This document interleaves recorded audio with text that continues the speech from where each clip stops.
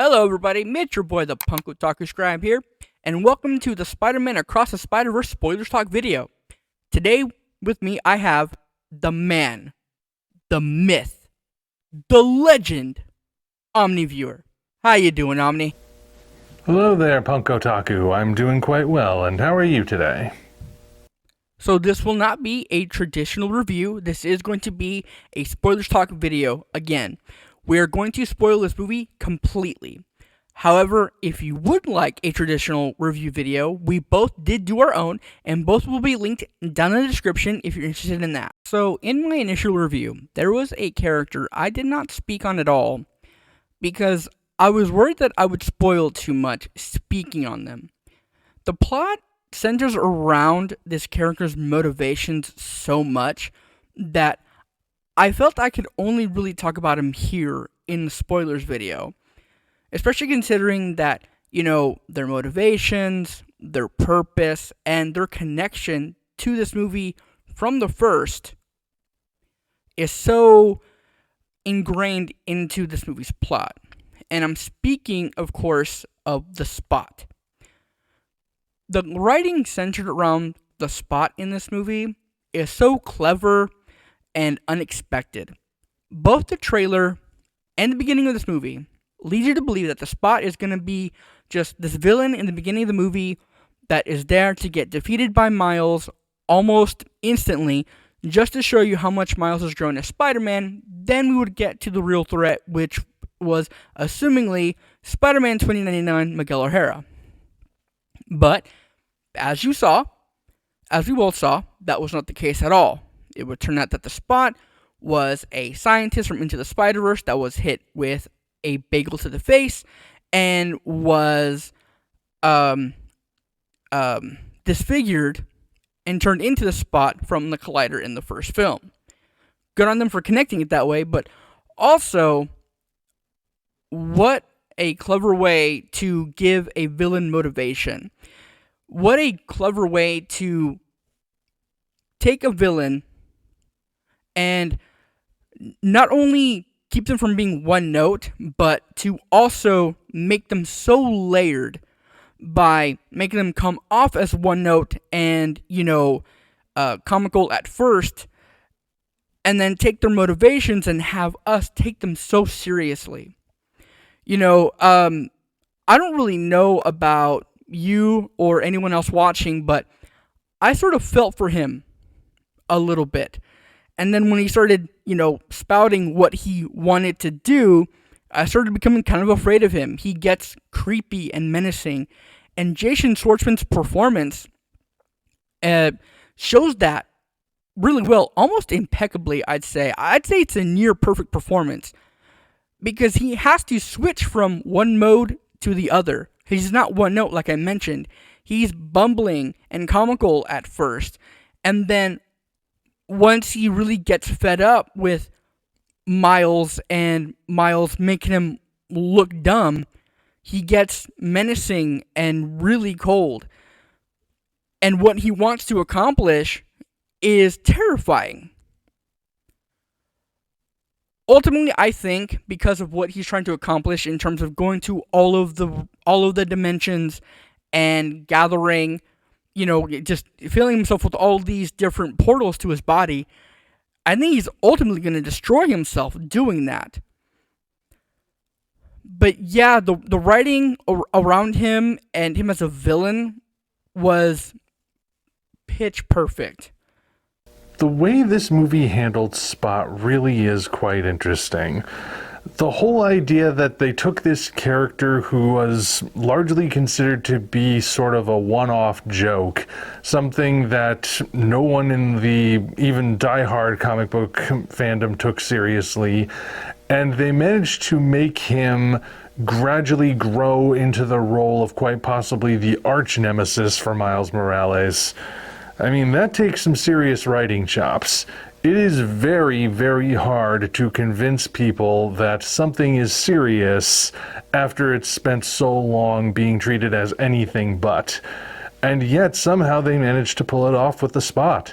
They obviously start with him being a joke, because, He's not got a proper handle on his powers.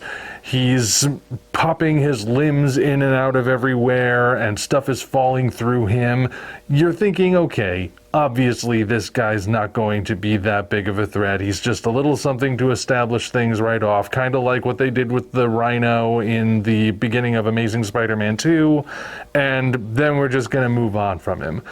But no, turns out he's actually going to be the biggest threat Miles might ever face.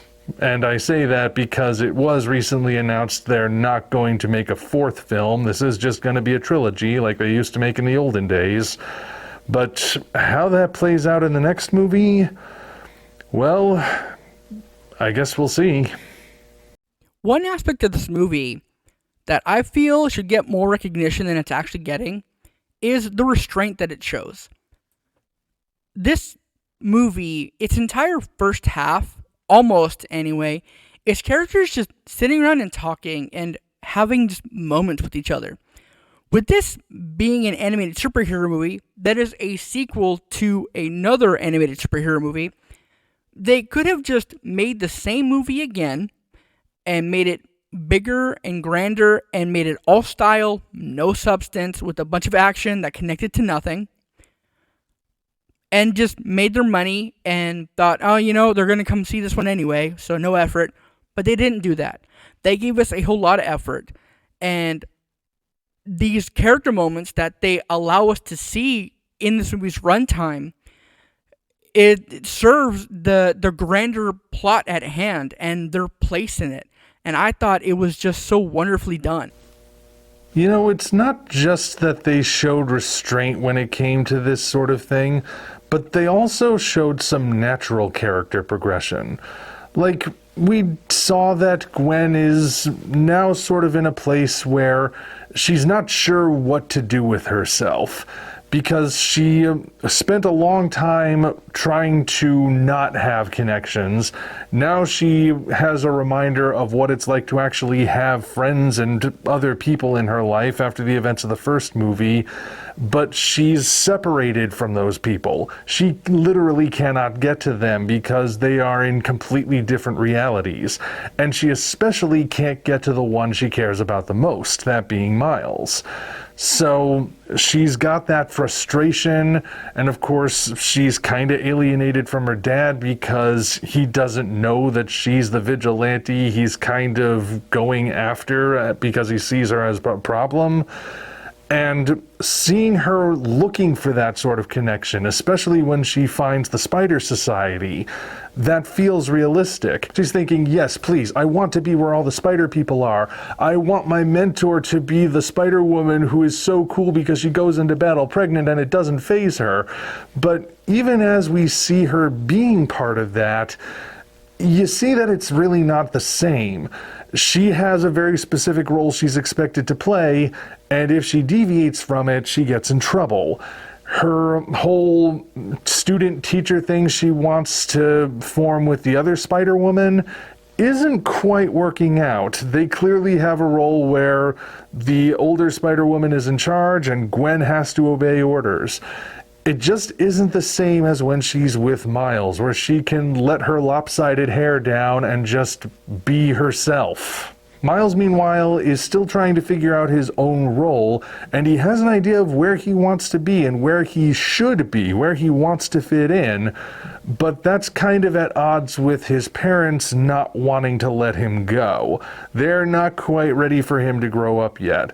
And meanwhile, he's just on his way thinking, I may as well grow up. I'm already being a vigilante as Spider-Man, and kind of using that dual identity to kind of try nudging his parents in certain directions. And you see he's genuinely trying, but, in typical Spider-Man fashion, it never quite works out the way he hopes it will. And now he has this other connection with the Spider Society. He discovers it, and he thinks, yes, this is a place where I really belong. And yet he finds out that he doesn't. It's actually kind of an interesting contrast with the first movie. The first movie is about Miles finding the people that get him and that he gets, and forming that sort of bond with them. But then this second movie is asking the question, what if the group you think you belong with doesn't agree? And we will see how that plays out in the finale. Then, of course, you have Peter, the original Spider-Man. And it's interesting to see that for as little as he's in the movie, he does seem to be on a better path than he was before.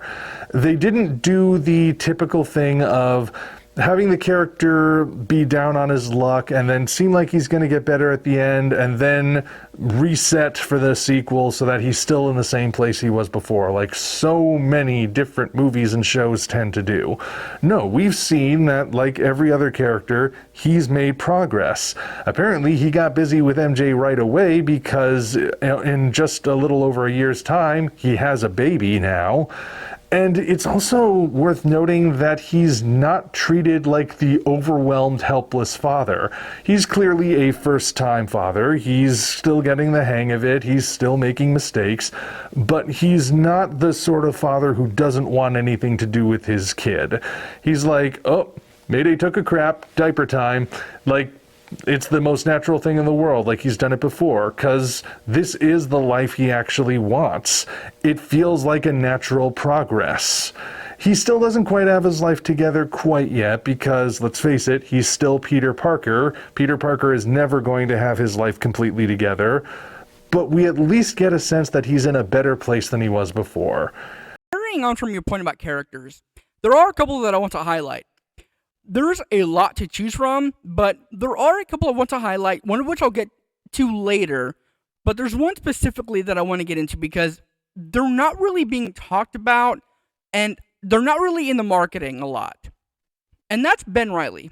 Now, Ben Reilly's not my favorite Spider-Man or anything by any means, but I do really like him a lot. So when I started seeing him in the marketing, I kind of got excited. I didn't try to get my hopes up too much, I did say to myself, he's probably going to be in the background a lot, and he's not really going to be integral to the story because they already have, Miguel, Miles, and Gwen, and Jessica Drew in the forefront. He's probably not going to get a lot of time, but you'll at least see him. And what they did, I felt was kind of worse. Now, because my hopes were so low, just seeing him got me excited. And I wasn't bothered by him in the movie at first, but then leaving the movie, it sunk in, and I started to not really like his portrayal more and more as time went on. It's really, really a shame because you don't get a debut like this, a first debut like this again. So, for more casual fans to see Ben in this light is going to give, him the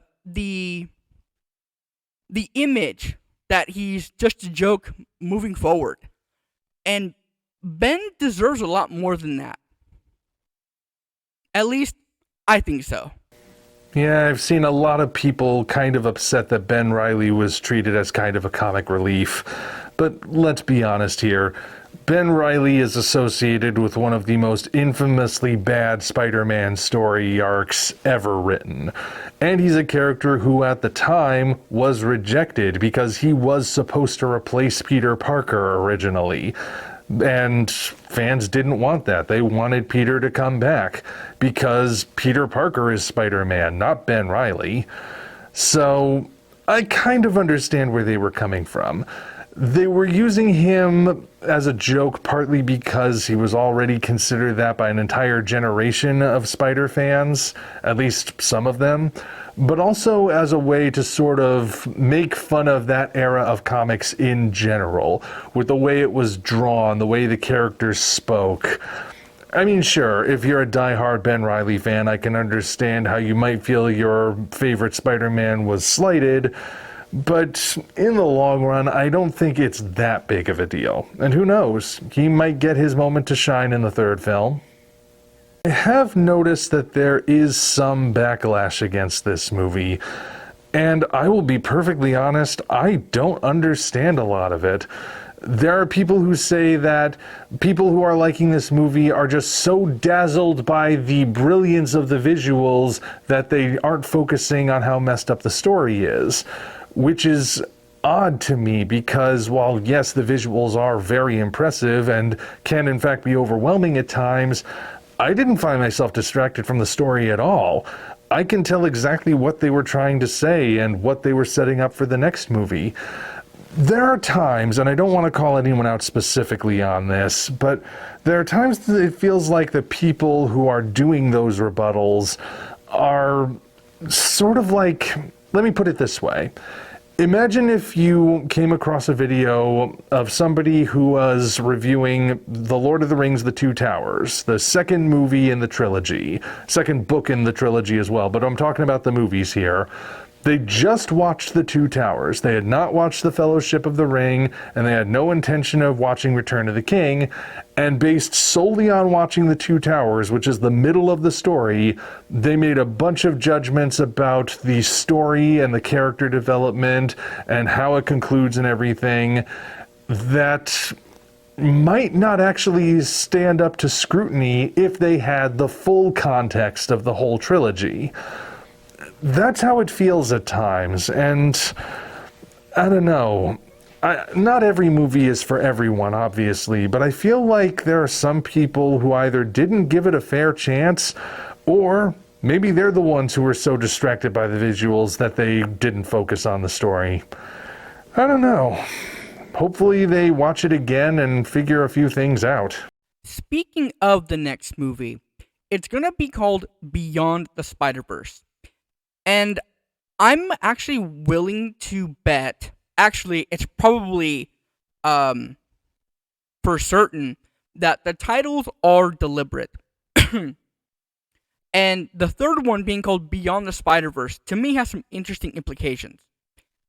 In Into the Spider-Verse, Miles got a peek into the Spider-Verse, meeting all these different spider people and learning that there are others like him and like his Peter Parker that were out there before he took on the Spider-Man mask.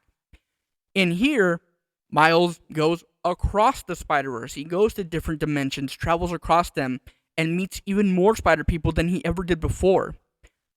So, the third one being called Beyond the Spider-Verse, that's a really intriguing title.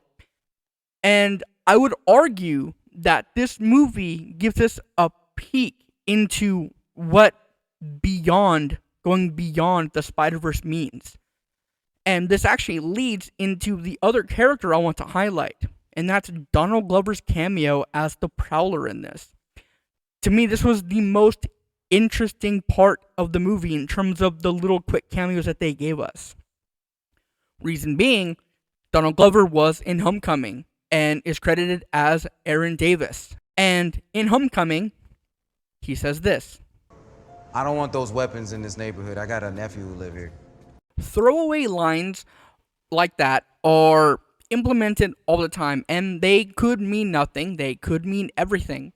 But with this cameo in this movie, it makes it mean a lot more. Now, this cameo could be just an Easter egg for the sake of an Easter egg, but there is no denying that there was definitely a reference here that Donald Glover in that movie was intended to be Aaron Davis the Prowler. And him mentioning his nephew was a reference to Miles. Now, could that Homecoming Prowler be this Prowler that we see in Across the Spider-Verse? Probably not, especially considering that this movie is a multiversal movie. But the idea that this cameo gives credence to the idea of a live-action Miles Morales is there. And where that could go, what form Miles will take in live action, whether it's in the MCU or it's in Sony, is all up in the air. Who knows what they'll do with that, but that cameo to me didn't feel like just a fly-by-night Easter egg. To me, it felt more like Sony going, do you like this? But what do you think? You remember that, right? Do you like this? Do you want more? Do you want this to mean more? That's what it came off as to me. And with that cameo being there, and the title of the third movie being Beyond the Spider-Verse, I just cannot wait to see where they're going to take it, where it's going to go. You know, it's going to be very interesting to see where the third movie goes, especially considering that at this point we don't know how correct Miguel is. I mean, I don't think he's 100% wrong to say that disrupting the canon can cause anomalies that tear apart different universes. But I don't think that's the whole story. Clearly it's not, because if it were the case, then Miles's universe should not exist, and neither should the universe he winds up in at the end, where the spider that bit him came from. Those should not be there. Combine that with how Gwen Stacy's canon apparently takes a very subtle change, or at least that's what the implication is, after she returns to her universe and finally has that tough conversation with her father. Well, we will see. I think Miguel's interpretation is maybe a bit too rigid, where he thinks all of these things need to happen without any deviation. I think he's wrong there. I think when you have different spider people in very different universes, you can have room for subtle deviation, and I think that's what they're building towards. But we'll have to wait for the third movie to get any definitive answers. I do think that Miguel's execution about all of this is a bit too aggressive. Whether he's right or wrong is definitely up for debate in terms of his ideas about canon events and everything, but his whole execution of it, the way he's approaching it, is so aggressive. He did not need to tell Miles that he was a nobody. The way he did that was just way too cold and cruel.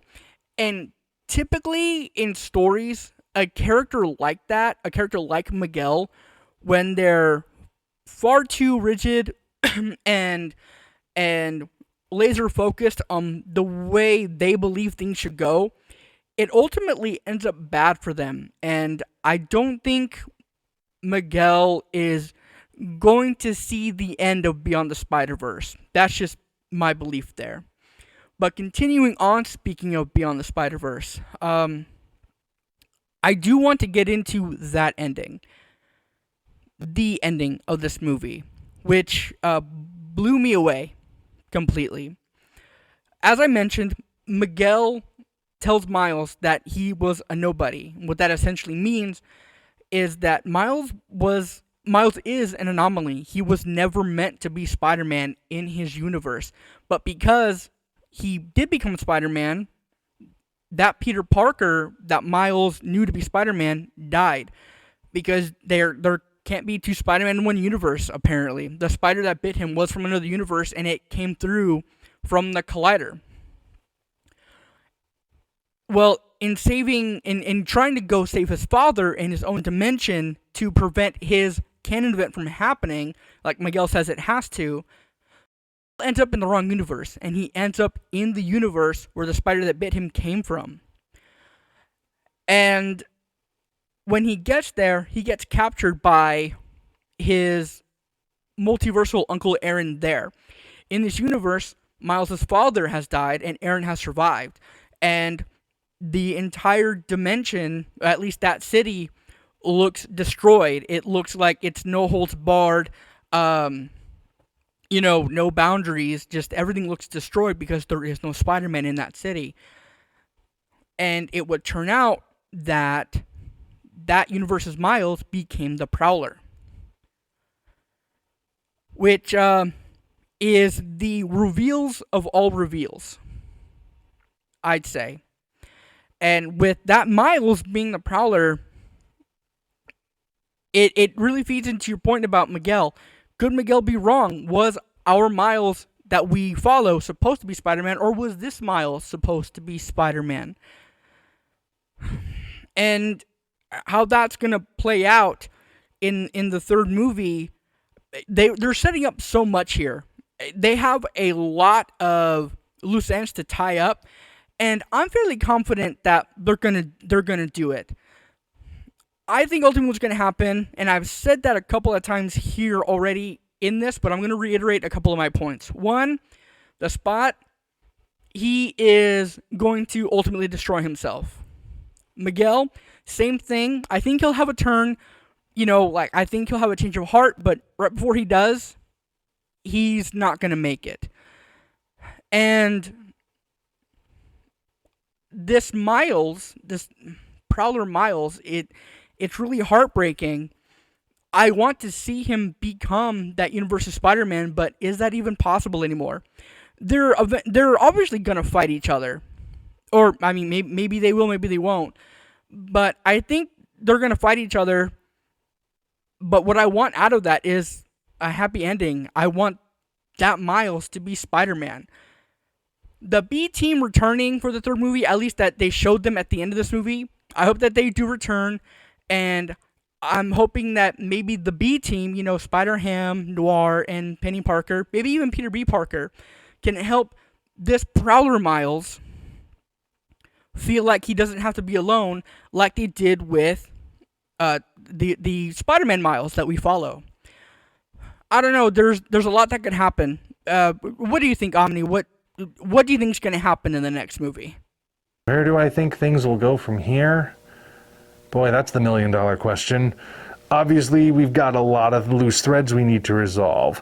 We have to see how the worlds of both Miles that we know and Miles that became the Prowler are going to reconcile, especially since there's supposed to be a Spider-Man on one, but there isn't. We've got to see how accurate Miguel's assessment of the multiverse really is.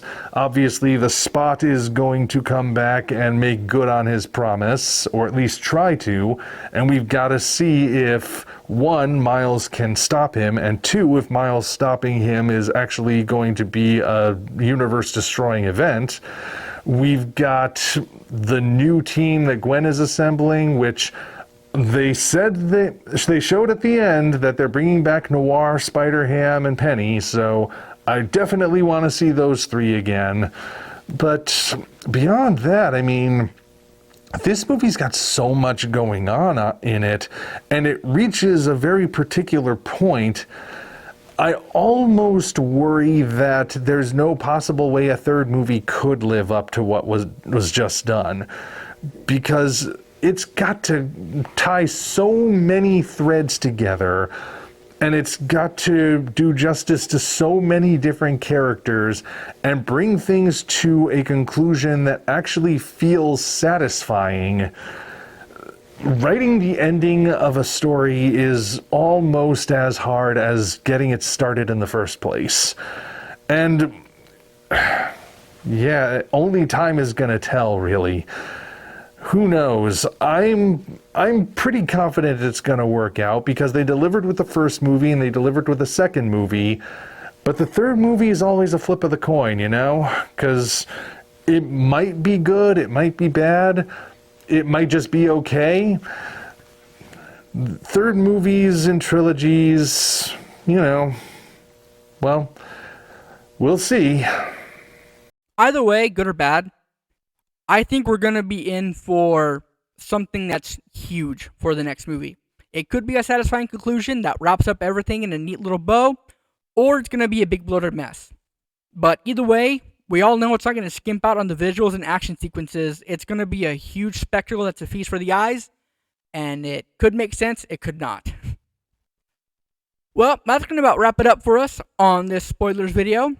Be sure to follow both of us at our respective socials, linked down in the description. And Omni, I hope to see you in the next one. Thanks for having me on board with this, and I look forward to doing another one of these in the future at some point. So, until such time as we meet again, this is the OmniViewer and the ThePunkOtakuScribe signing off.